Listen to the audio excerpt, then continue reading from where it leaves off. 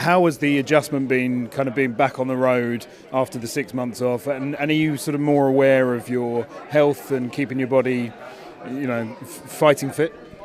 I think before I was in a position of, and not that I'm not anymore, but I was leading. I was looked at as a locker room leader, and like for your family, for your wife, for your children, sometimes you can put yourself on the back burner and you can neglect yourself, making sure everyone else is okay. For me, I think with this new perspective, I have to keep in mind of myself and my health, and I have to take care of myself because I tell my daughter all the time, if you don't love and respect yourself, no one will ever love and respect you, and you won't be able to pass on that love and respect to someone else. So I think with my health and taking care of myself, that's something I have to do. Otherwise, I won't be able to, I won't be around long enough to truly help people out. So, for me, it's been a very eye-opening event, and to be where I'm at, to have that type of adversity hit me, but then also to be able to be picked back up, to have that support system, to have, people all over the world reaching out to me and sending me blessings. It really made me feel like I wasn't alone in a time that I felt like I was on an island, especially a subject that I was very sensitive and insecure about and just kind of hiding and keeping a secret.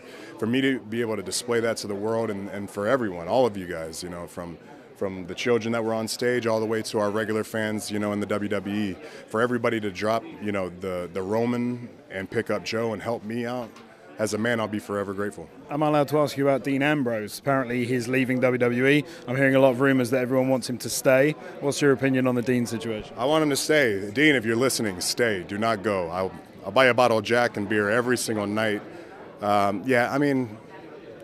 just want him to be happy. I think at the end of the day, the selfishness in us wants him in our locker room. But, as a friend and as a brother, I just want John to be happy. I want him, if he has to, recharge his batteries. But ultimately, I want my friend, to be where he wants to be and have the proper placement for his life. And whatever's going to achieve his happiness, I support him fully. But I'm not going to lie. We're selfish beings. That's just how we are. And I want my friends with me. And not only that, but Ambrose is a workhorse, man, and I don't throw that term around lightly. There's not many of us in this world as far as the workload that we can take and what we can handle and manage. And Ambrose is one of those guys that I can depend on 52 weeks out of the year. So regardless if he's coming or going, somebody is going to be able to work with a brilliant superstar, someone who truly believes in what he's doing, has a great passion to get better, and an amazing work ethic. So regardless, he's going to land on his feet. Just hopefully it's going to be right next to me in my locker room. Prediction for the main event? Got to go with the man. I think at this point, not only does she deserve it, but she's displayed the passion and the grind that it takes to get there. And, outside of Kofi and maybe, DB a few years ago, there hasn't been a more organic rise than Becky Lynch.